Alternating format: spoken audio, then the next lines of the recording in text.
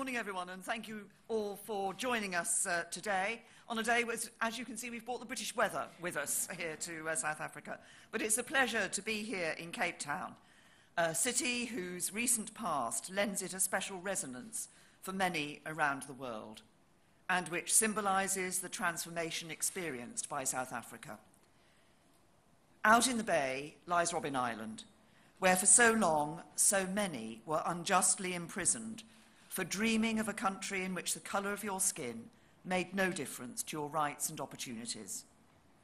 Foremost among them was, of course, Nelson Mandela. As the world marked the 100th anniversary of his birth earlier this year, a memorial to the great man was unveiled in Westminster Abbey. There it sits alongside tributes to the kings and queens, poets and scientists who have shaped my nation's history, a fitting recognition of the lasting impact Mandela made on the world. Mandela's walk to freedom, and that of South Africa, was long and arduous. But 28 years ago, barely a mile from here at Cape Town City Hall, he spoke for the first time following his release from decades behind bars.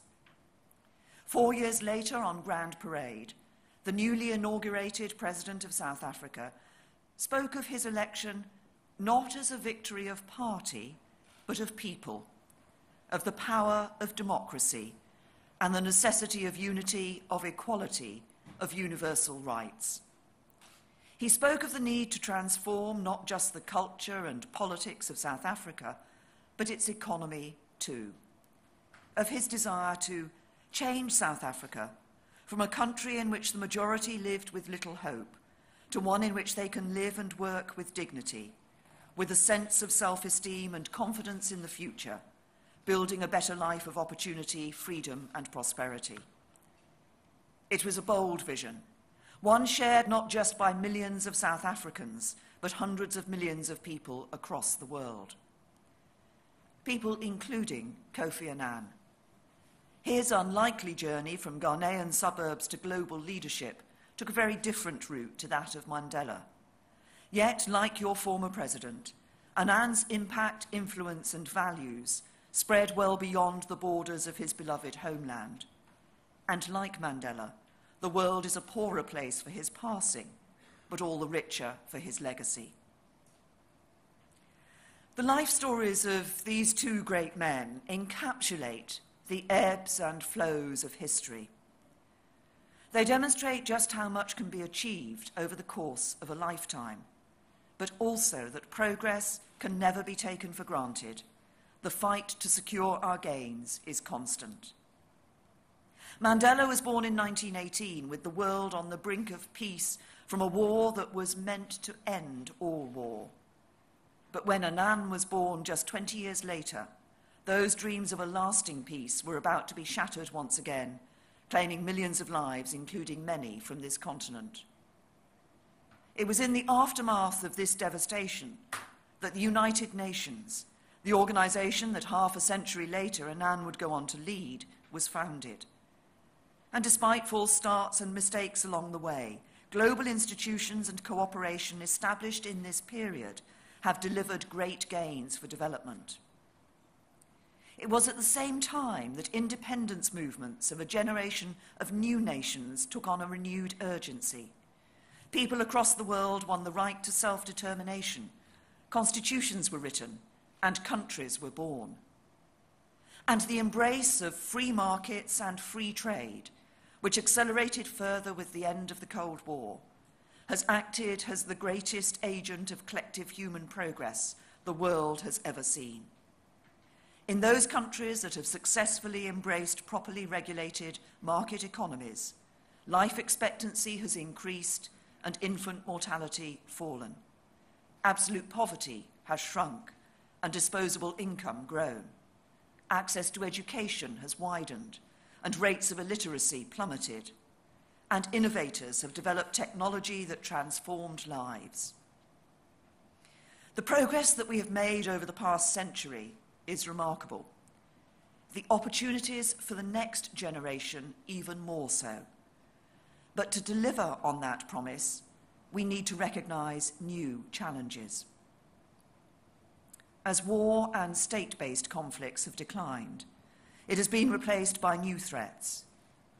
In the past 5 years, terrorists have killed around 20,000 people in Africa, from the 2013 siege in Nairobi's Westgate shopping centre to last year's horrific truck bombing in Mogadishu and March's al-Qaeda attacks in Burkina Faso. Whether in Europe or Africa, non-state actors are threatening our lives and radicalising our people. And today, malign state activity is on the rise, from cyber attacks on national infrastructure and institutions to the use of chemical weapons on the streets of the UK and Syria. While free trade and globalisation have brought huge benefits, they have not been felt by everyone, and too many of our citizens fear that they will be left behind. From the great financial crisis of 2008 to the advent of artificial intelligence replacing human labour, people are questioning the model of economic development we seek to defend. And as we face such troubling questions, the capacity for governments old and new to provide the answers is being challenged. For some, the solution lies in seeking to halt or reverse change, undermining the institutions of global cooperation, rebuilding the barriers to trade, viewing global competition as a zero-sum game. I disagree, because these are not challenges faced by a single nation alone. The ideology that inspires vicious terrorist attacks does not respect borders.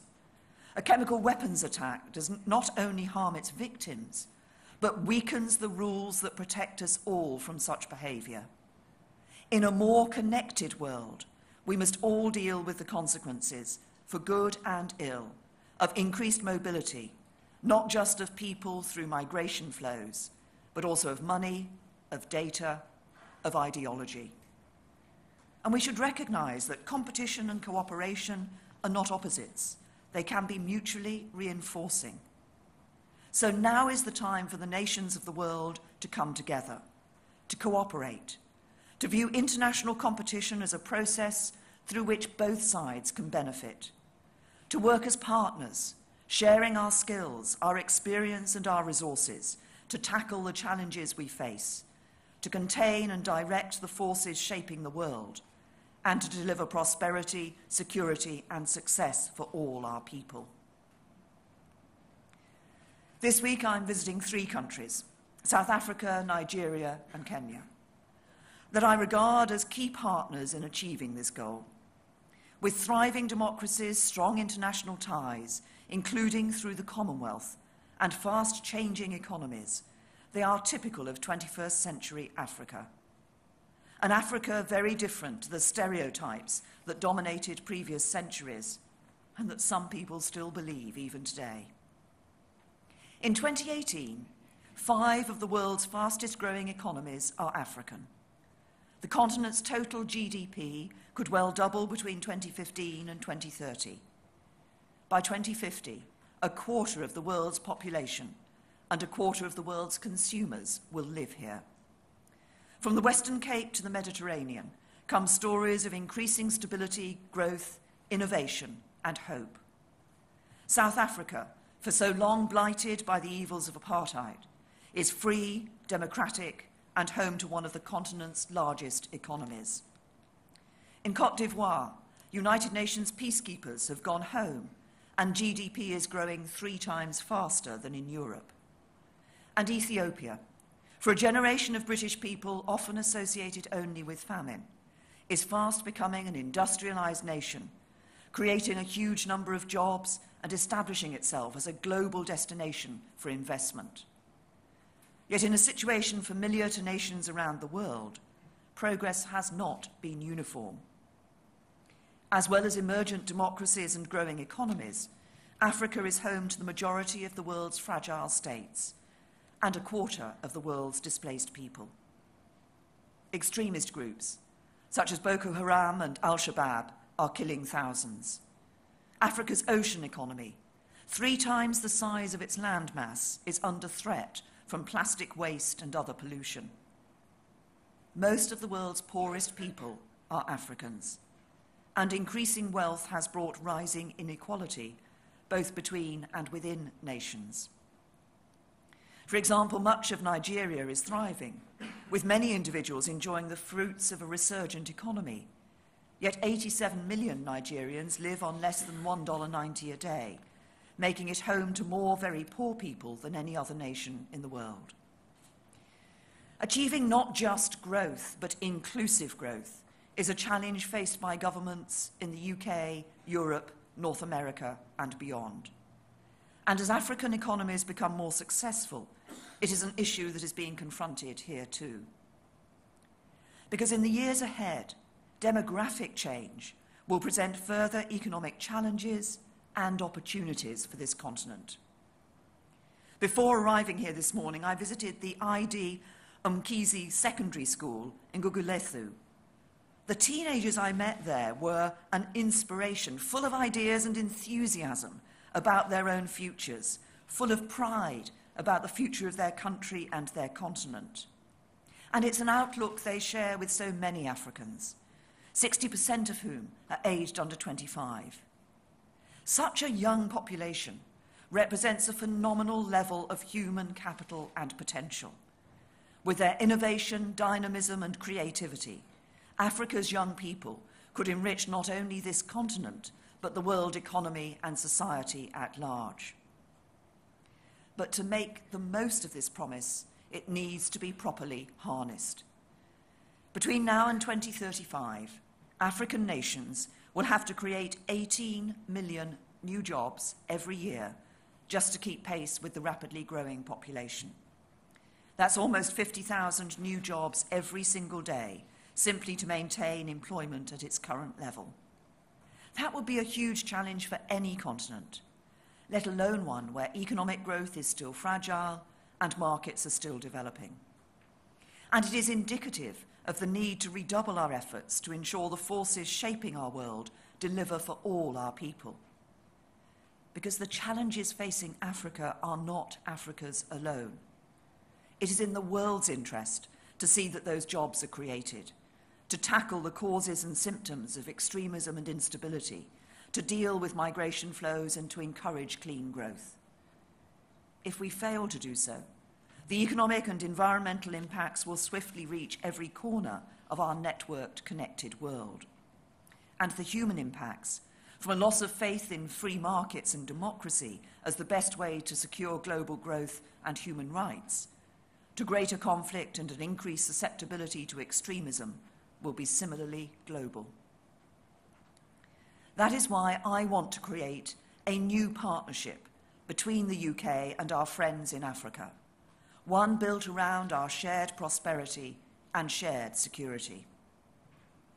As Prime Minister of a trading nation whose success depends on global markets, I want to see strong African economies that British businesses can do business with in a free and fair fashion, whether through creating new customers for British exporters or opportunities for British investors. Our integrated global economy means healthy African economies are good news for British people as well as for African people. That's why I'm delighted that we will today confirm plans to carry over the European Union's Economic Partnership Agreement with the Southern African Customs Union and Mozambique, once the EU's deal no longer applies to the UK.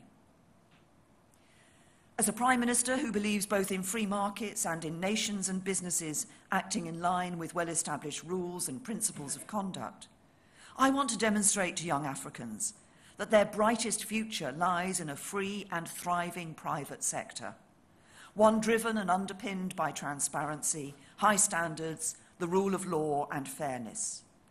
Only in such circumstances can innovation truly be rewarded, the potential of individuals unleashed, and societies provided with the opportunities they want, need, and deserve. And as Prime Minister of a global nation, I'm all too aware that our domestic security is reliant on stability worldwide, not just in our immediate neighbourhood.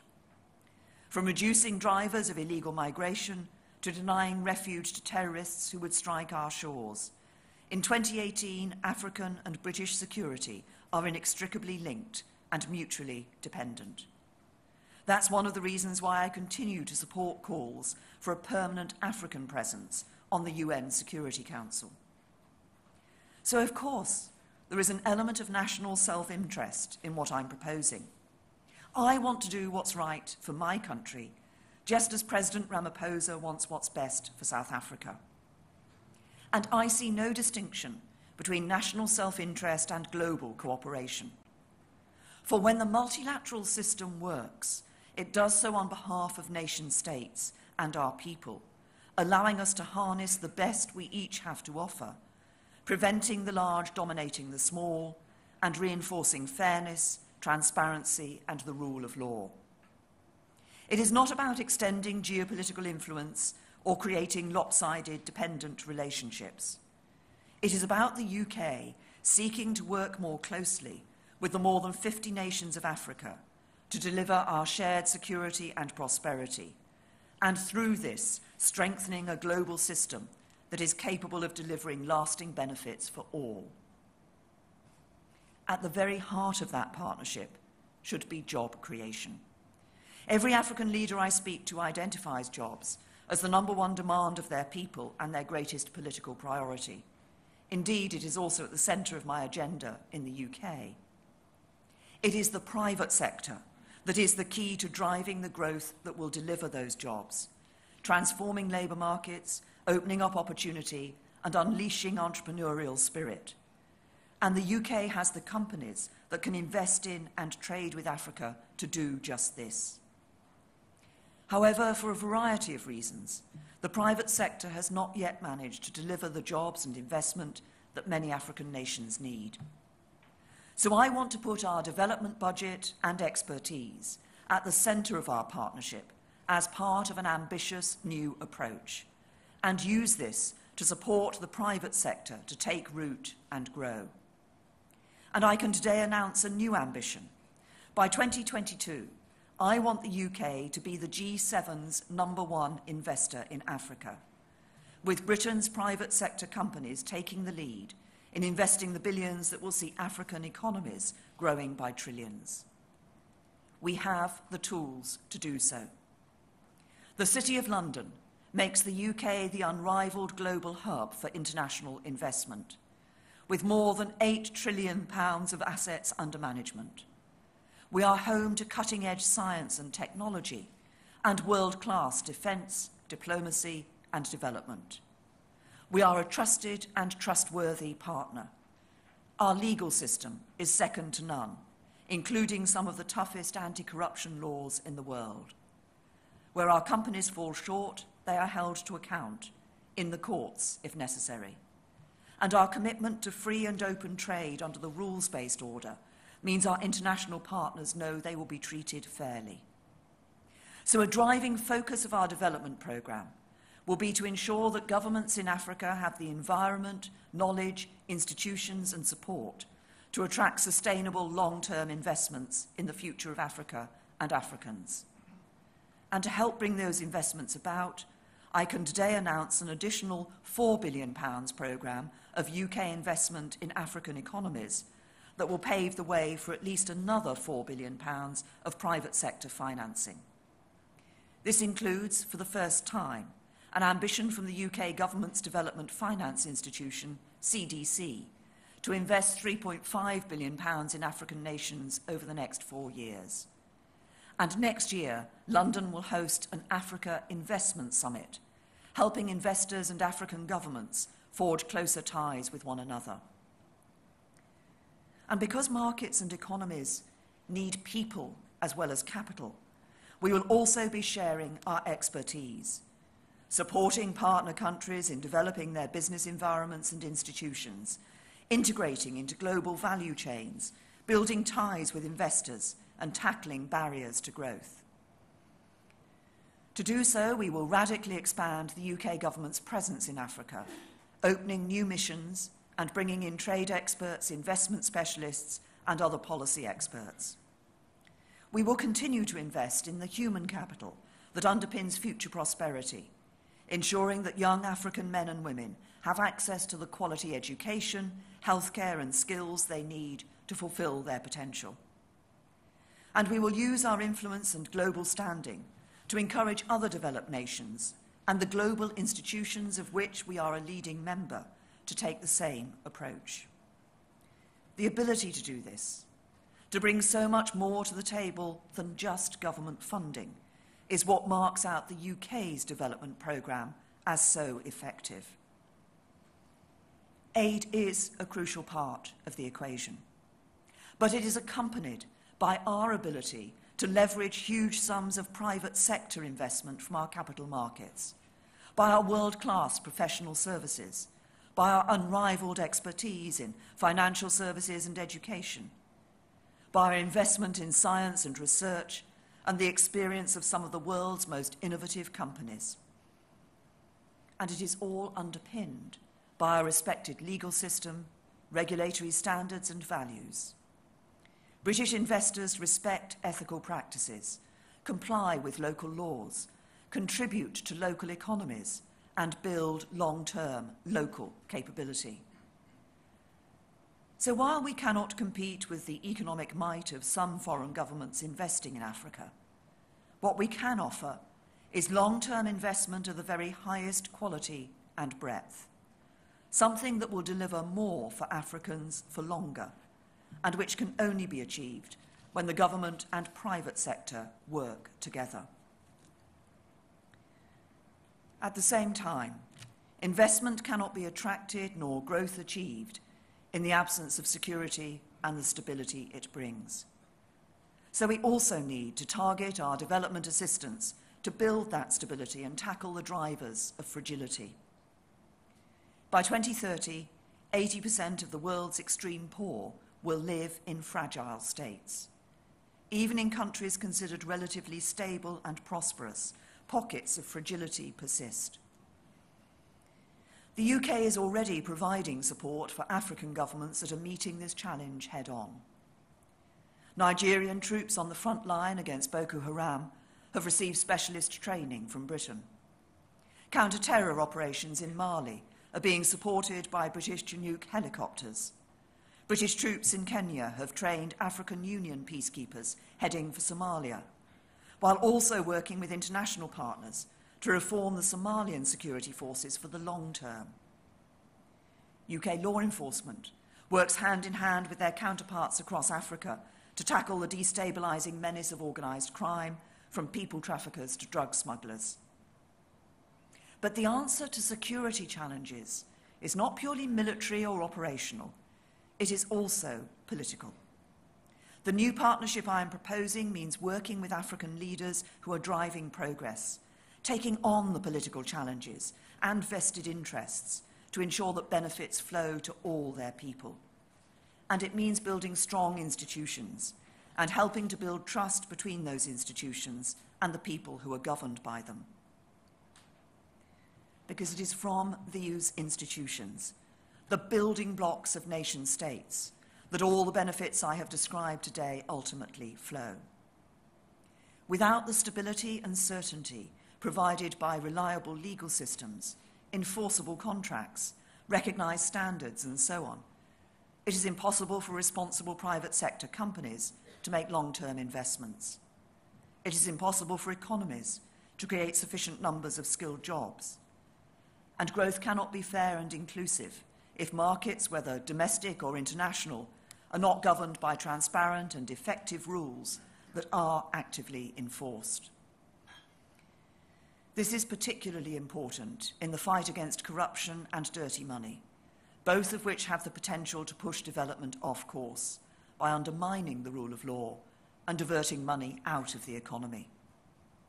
That's why, later this week, the UK will be signing a new agreement to repatriate huge sums of money that have been illegally removed from Kenya, allowing this money to be returned to its rightful owners and invested in the future of their country.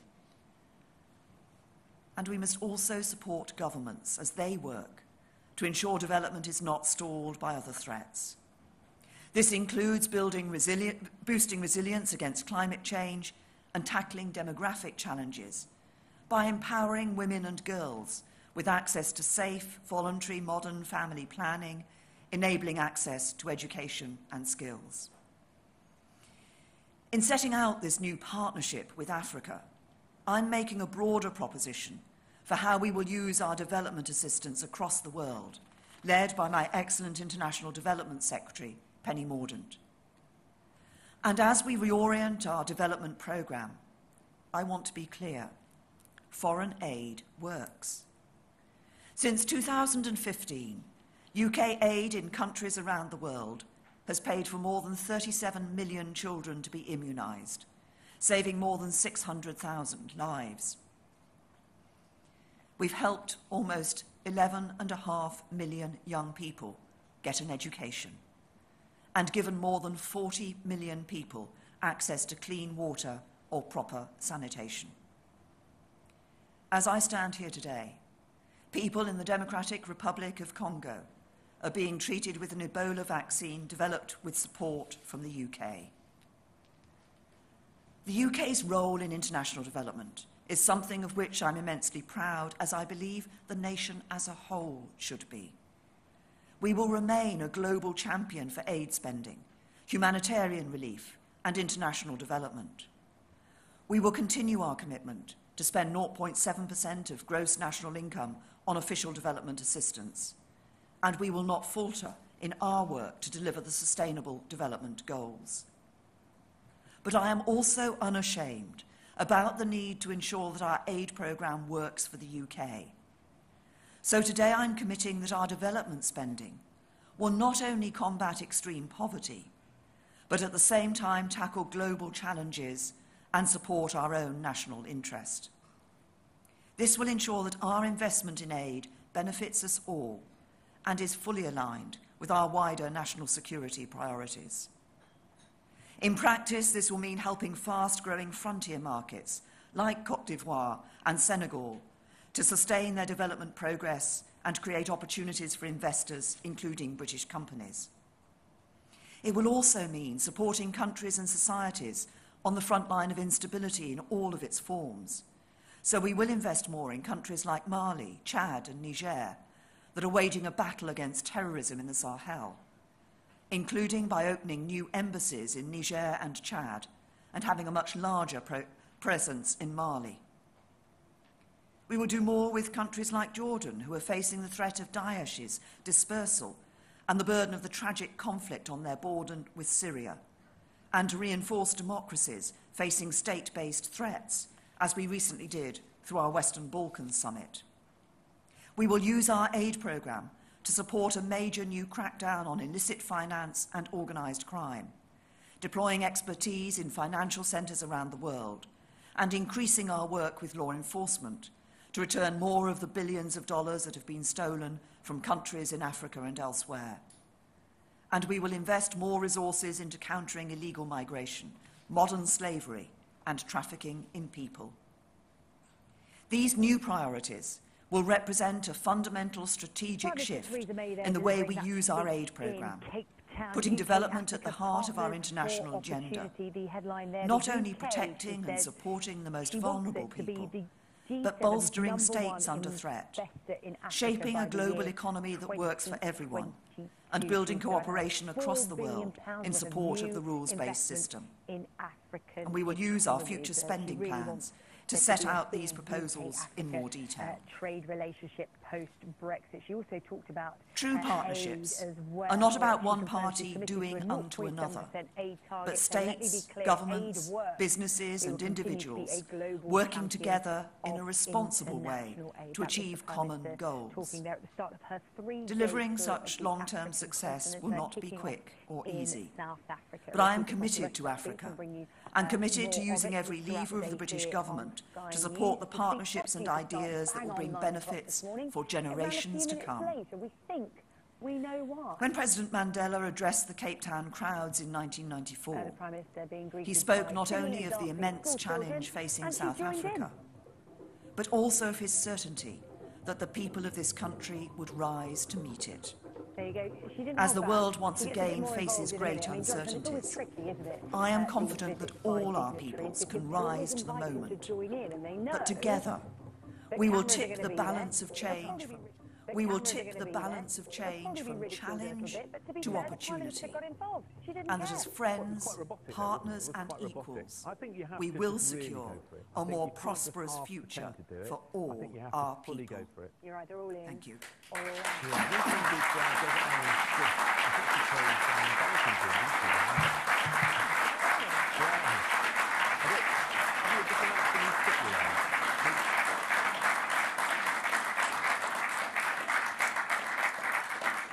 Now, I will just take a few questions from the media. Harry. Thank you, Prime Minister. Harry Cole from The Sun. Your announcement of a massive reorientation of British aid spending, is it an admission that the government has previously got vast swathes of spending wrong in this continent, and the national interest therefore must have suffered as a result? And if so, what's your message to millions of taxpayers at home who believe that cash could have been spent unashamedly in the national interest in the UK? No, it's not what you suggest. And as I set out in my speech, clearly the money that we have been spending across the world in our aid budget has had a hugely positive impact. We have been helping to lift people out of poverty. We have been helping, as I said, to ensure that young people, particularly girls, get education who wouldn't have that opportunity were it not for what the United Kingdom has been doing. But what I do see and what I've announced today, is that as we look forward, as we look ahead to the challenges that we face, I think it is right that we set out this new ambitious partnership, that we set out this new strategic approach to our development aid that says we will continue to be helping to lift the vulnerable, the most vulnerable out of poverty. But alongside that, we will be using our aid money to ensure that long-term stability that will actually be in everybody's interests, because it's important that we see economies grow and flourish, jobs created for people, stable governance, so that people are not just lifted out of poverty, but have that long-term future and opportunity. And that's what the UK aid budget will be doing. Ben?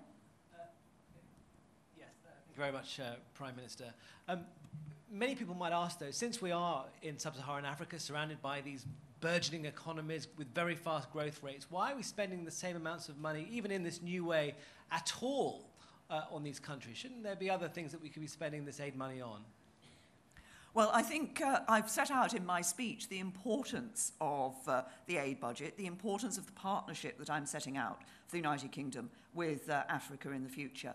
It is in all our interests, as we look across this great continent of Africa, it is in all our interests that we help African economies not just to grow, but be able to show the benefits of that growth to all of their people, and that growth to be sustainable, that we see that private sector investment, which means that these are long-term opportunities for people, because that will create the opportunities that will ensure that we can also deal with some of the great challenges which we're facing in the UK and Europe and around the rest of the world. Challenges such as the questions of migration, extremism, and so forth. That's what I've set out in the speech. Dan, from The Guardian. Yeah. Hi. I just want to follow up from Harry's question on aid. Can you just sort of give some examples of how far the aid programme will reorient as a part of the sort of national security precondition that you've suggested? Will we see a big shift in spending, and onto what? Can you give any idea of what kind of programmes are good programmes and what kind of programmes the UK should stop spending on? Well, first of all, as I'm talking about, it's a new strategic approach to development. As I said in the speech, we'll be setting out the more detailed spending plans in due course.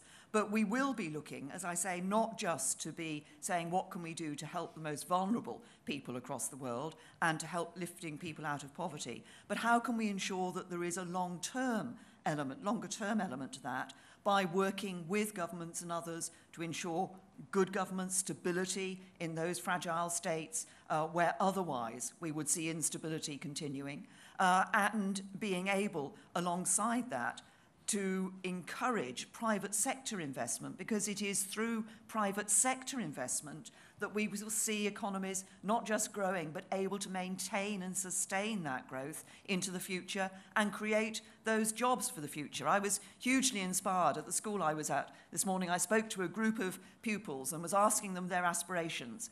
And one of the young girls there said, I want to be a businesswoman. I want to create a business because I want to create jobs for people here in South Africa. I think that was a great aspiration for that young woman to have. Michael. Michael Crick from Channel 4 News. You say you're committed to Africa, but haven't you come very late to the party? I mean, this is the first trip that could be described as a tour by a British Prime Minister for 7 years. President Macron has been 9 times and visited 11 countries. Your last Africa minister was only in the job for less than 7 months. Haven't you and your government and the previous government rather neglected Africa, and you're now desperately trying to catch up? No, Michael, and I think you can just look at the number of visits that the former Foreign Secretary made just last year to Africa as an example of that. We have been working with African nations, with African governments in the past. What I'm talking about today is a new partnership for the future, recognising the challenges that we both face. Now, I'll take a couple of local. SABC? We have SABC? Yes. Thank you, Prime Minister. My name is Bulelani from SABC.